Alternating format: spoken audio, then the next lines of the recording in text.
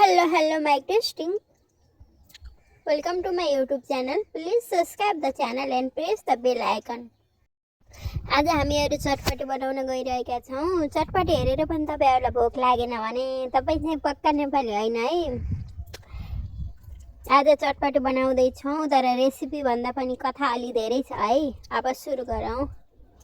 सबैभन्दा पहिला चाउचाउ राखौँ अनि दाल मटरहरु यसो सबै राखौँ अनि यसलाई मिक्स गरौँ। आलु त राख्नै पर्यो। आलु भाइले अघि नै राखिसक्यो। आलु त पहिला सिधा देखिए पनि चटपटीमा राखेपछि फेरि हिरो भन्छ। आलु बिनाको चटपटी मिठो पनि हुँदैन। जिन्दगी पनि यस्तै छ हैन। सामान्य देखिने मान्छे सोही ठाउँमा परेपछि चम्किन्छ। आलु पनि त्यस्तै हो, देख्दा सामान्य देखिन्छ तर त्यस्तो नराखे केही पनि मिठो हुँदैन। चटपटी पनि आलु बिना मलाई खल्लो लाग्छ। आलु बिना त चटपटेको स्वादै हुँदैन। मलाई आलु भएको जे पनि मन पर्छ। My favourite everything. हामी सानोमा केटाकेटी छँदा 2 रुपैयाँमा 5 रुपैयाँमा चटपटे आउँथ्यो। कति मिठो लाग्थ्यो। अहिले 50 रुपैयाँ 100 रुपैयाँ कमी चटपटे नै आउन्न। तर अहिलेको चटपट पनि मिठै हुन्छ। कुनै कुनै पसलको त्यस्तो नमिठो भए पनि धेरै ठाउँको मलाई मिठै लाग्छ। हाम्रो सुक्खा चटपटे रेडी भइसकेको छ। अब हामी गिलो चटपटे बनाउँदै छौँ। गिलो चटपटेको सामग्रीहरू पनि रेडी हुँदैछ।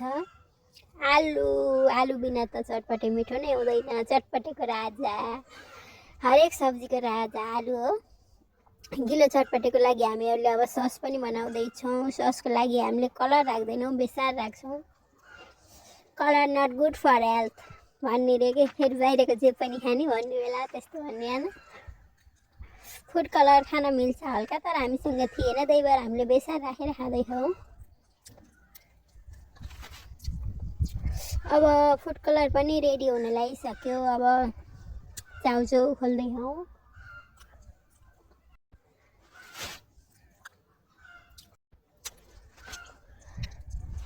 बरु भात चाहिँ एक थाल होइन, अलिकति पनि धेरै हुन्छ। चटपटी चाहिँ एकबाट पनि खान सकिने के हो यो चटपटीमा के छ त्यस्तो शक्ति भनिदिनुहोस्।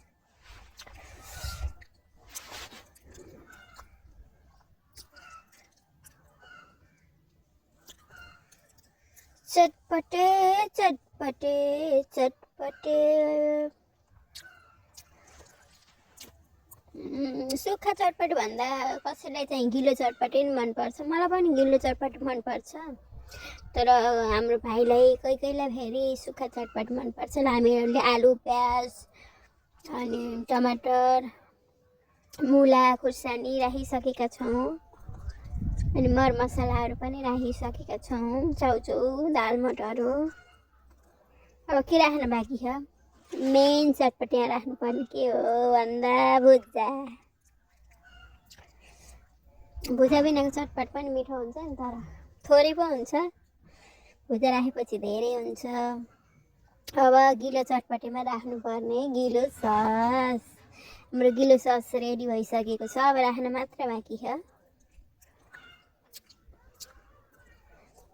अब गिलो सस राखेर मिक्स गरेपछि चटपटे रेडी हुन्छ।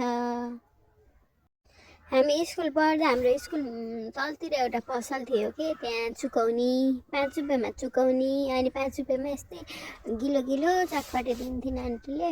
हामीले दिनदिनै खान्थ्यौँ कि 5 रुपैयाँको चुकौनी। यति दिन्थिन् तर मिठो लाग्थ्यो। अनि 5 रुपैयाँको चटपटे पनि क्या मिठो लाग्थ्यो।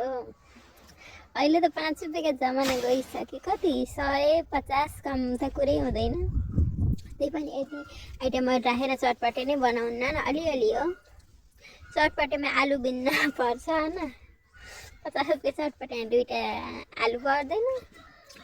ल रसिलो पिरो चटपटे ट्वाक्क रेडी भइसकेको छ। अब प्लेट लिएर बस्नु है त खान।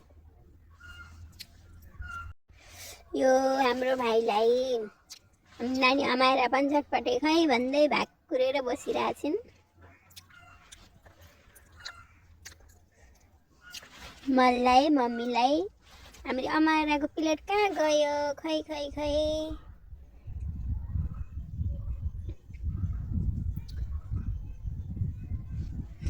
अमाइराले ठुलै प्लेट खान्छन् क्या हो। होइन सानो प्लेट खान्छु नि आमाइलाको प्लेट आयो आमाइलाले सानो प्लेट ल गइन् कति छिनी नि त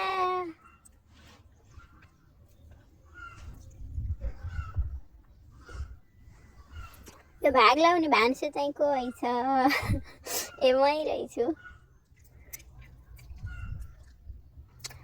ल अमिलो पिरो गिलो चटपट पनि रेडी भइसकेको छ ल तपाईहरुलाई कुन चटपट मनपर्छ गिलो चटपटी कि सुक्खा चटपटी कमेन्टमा लेख्न नबिर्सनु होला अनि च्यानल सब्स्क्राइब गर्न पनि नबिर्सनु होला थ्यांक्स फर वाचिङ